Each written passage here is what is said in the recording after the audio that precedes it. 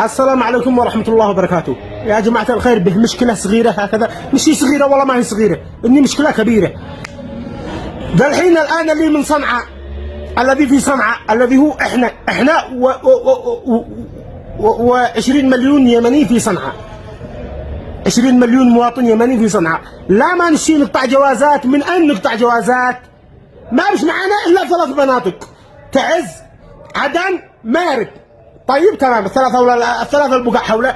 لا ما ننزل احنا اصحاب صنعاء، اكثرتنا اصحاب صنعاء ننزل نقطع جوازات، نتعرض الى هيانات، نتعرض الى مشاكل، يعرقلونا، يتعبونا، يستهزئوا فينا.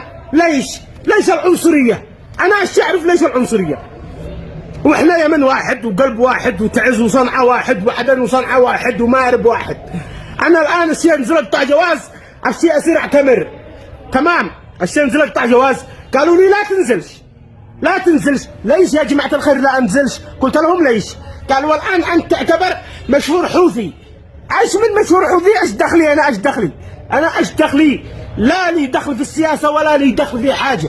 انا ما اناش الان وزير الدفاع. ايش دخلي؟ انا مواطن. ايش اقطع جواز؟ ما قدرت اقطع جواز. كيف افعل؟ كيف اسوي؟ انا مثلا الان مريض، كيف افعل؟ كيف اسوي؟ وكثير من الناس تعرضوا لهذا الشيء.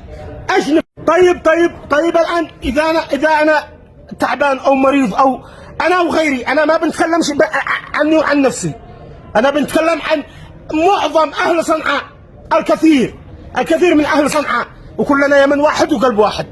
اذا احنا امراض ولا شيء نهم الجواز.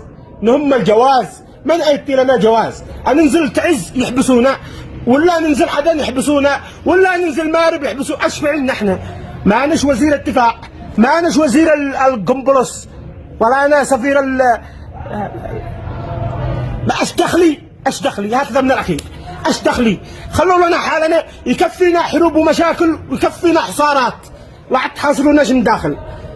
اقسم بالله اننا ضابح، اننا شبخر. الشيء انزل اقطع لي جواز اصير اعتمر، ما قدرت اصير اقطع جواز. ليش يحبسوك؟ تحبسوني؟ من انا مواطن ضابح كاره عيشتي.